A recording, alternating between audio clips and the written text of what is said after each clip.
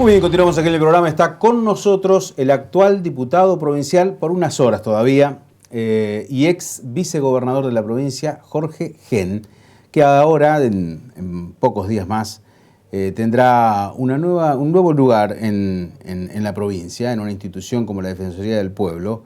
Va a ser el defensor del pueblo del centro norte de la provincia. Así que estamos con el todavía diputado provincial, Jorge Gen. Jorge, bienvenido al programa, gracias por estar con nosotros. Por favor, gracias a vos. Hay muchos temas, Jorge. A mí me gustaría hacer un repaso también de tu función legislativa, que ha sido bastante vasta en estos últimos 4 años, pero quiero antes una breve mención por el tema de Hermes Wiener, que está atravesando un momento difícil de salud, pero nadie puede desconocer lo que significa y lo que ha significado para la provincia en los últimos años, como figura además del Frente Progresista después de 24 años de justicialismo en la provincia. Sí, la verdad mis respetos a Hermes, que creo que ha sido una persona que ha dejado y que va a dejar un legado importante en la provincia. Creo que el que marcó la impronta de estos años de gestión, una persona que pensó un nuevo sistema de salud y va a ser recordado como tal. Después de la gestión de Bonfatti, de la cual fui parte, la de Lifchi, completaron una mirada estratégica que era la mirada de Hermes. Y que una persona además que tenía dentro de la lógica de construcción política la convicción de hacerse cargo de sus propias estrategias. Esto es una cosa que uno mira con mucho respeto. Él decía, en un momento dijo, yo quiero una mujer radical y de Santa Fe, y se cargaba la estrategia de mujer radical y sí, avanzaba. Él en un momento decía, quiero un hombre que siga los programas de gobierno. Pensaba en su ministro de gobierno, que no tenía conocimiento. Está muy bueno, pero también se cargaba esa estrategia. Él iba y correte. Una persona con mucha decisión, que tuvo una capacidad de visión y además que permitió que estos 12 años de construcción política fueron productos de Hermes Wiener. Y esto, digo, que a los otros socialistas les gusten. Hay muchos que todavía están sentados en intendencia, en la Cámara de Diputados. Estás por ahí por Hermes Wiener. Hermes Wiener. Yo soy radical, creo en un nuevo frente. Estas casi van a ser mis últimas definiciones, porque cuando suma como defensor, sí, Pito Catalán se terminó, sí, lo dice la ley, pero creo que el frente se tiene que recomponer. Hay nuevos liderazgos, nuevas centralidades políticas en Rosario, en Santa Fe, en Venado Tuerto. En Venado Tuerto hay un intendente, Charela, un muchacho que fue asesor mío cuando yo fui vicegobernador, que realmente hay muchas expectativas puestas. Este chico, el caso de Pablo Hapkin, de Emilio Jatón, acá en la ciudad de Santa Fe. Hay que repensarlo. Ahora,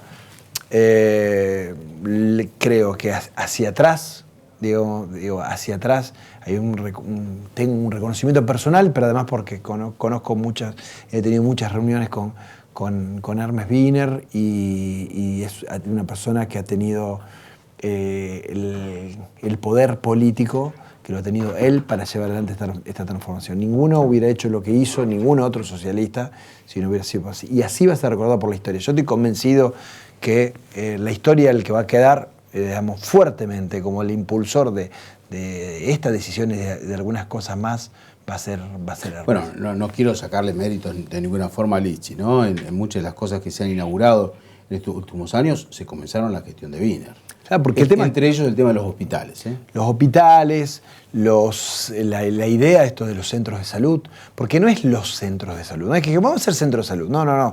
Es pensar un nuevo sistema de atención primaria basada en que el centro de salud sea la puerta de entrada. Es decir, esto es un sistema, no es que vamos a poner por demanda, ahí en Antro tenemos un radical, un cosa, ponerle un centro de salud. No, un sistema donde hay una puerta de entrada, donde además se sabe que el 70 o el 80% de las patologías se solucionan en ese nivel de complejidad y de ahí llegar a otros lugares, con una fuerte impronta en los centros de alta complejidad sin internación. El CEMAFE es un ejemplo de ellos.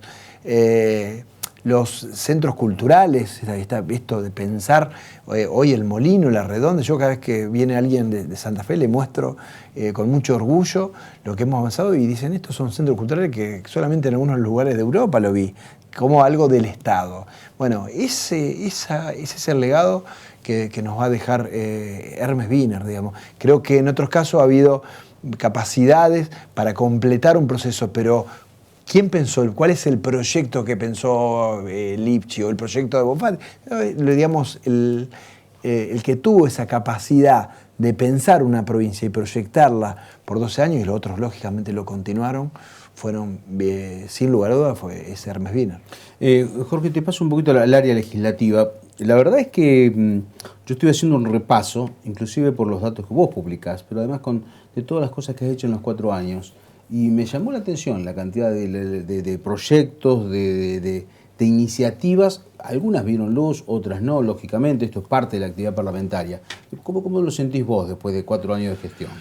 A ver, yo traté de plantearme, decir, esto lo saben los colaboradores, todos hacen equipo y realmente algunos me padecen. Digo, yo quiero un proyecto de ley por semana, porque eso no marca la calidad del proyecto. Y ley, vos sabés, tenés cercanía parlamentaria, sabés que una cosa es un proyecto de ley, y que, digamos, un proyecto de ley que modifica el Código Procesal Penal, el Código Procesal Civil, que crea un nuevo sistema judicial, y otra cosa, el otro es medio engaña pichanga, lo quiero decir. Hay un diputado de la oposición que presenta pedidos de informe y también tienen la misma.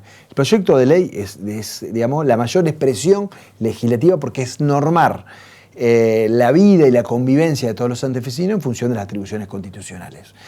Yo he presentado casi un proyecto por semana.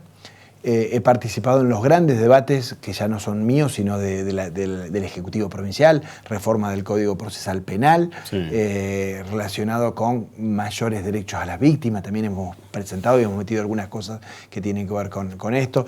Algunas cuestiones del Código Procesal Civil, la oralidad vino a cambiar el paradigma de una justicia que era conocida por la lentitud y por la falta de transparencia y por la imposibilidad de conocer al juez. Ya se está implementando experimentalmente estos juicios civiles, donde el juez se para, el juez pregunta, ordena, dice, bueno, a ver, ¿qué vamos a discutir esto? Vengan acá, listo. ¿No se ponen de acuerdo? Dentro de 3 meses generamos esta prueba y yo fallo dentro de 1 año, 2 años, lo que antes duraba 10.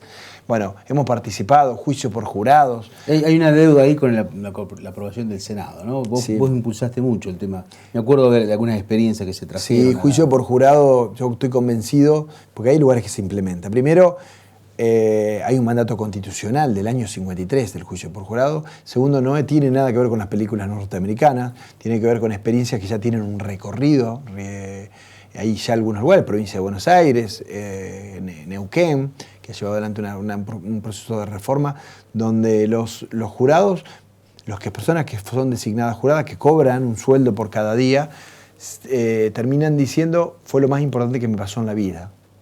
Te cambia la percepción de lo público, se lo toman muy en serio. No tiene absolutamente nada que ver con esa cierta vulnerabilidad a los humores, humores del tiempo. Uno dice, seguro que la sociedad está cansada, esto se va a condenar. No es así, se lo toman muy en serio. Se refieren a cuestiones de hecho.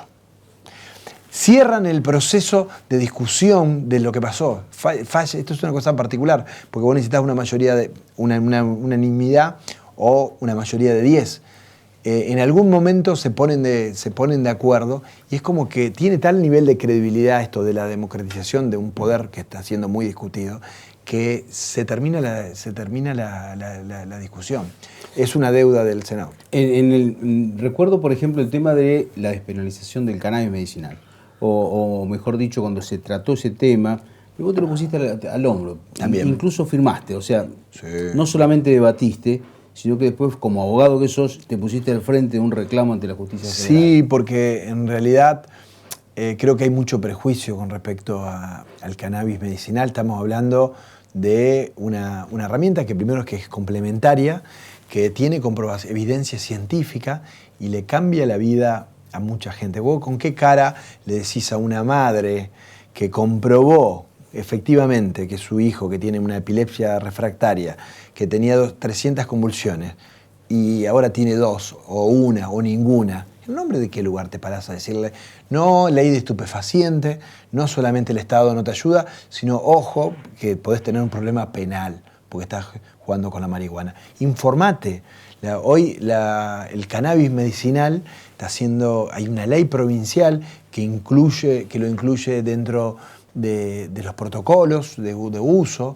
Nuestro laboratorio de producción pública de medicamentos tiene un proyecto para la producción pública de aceite de cannabis.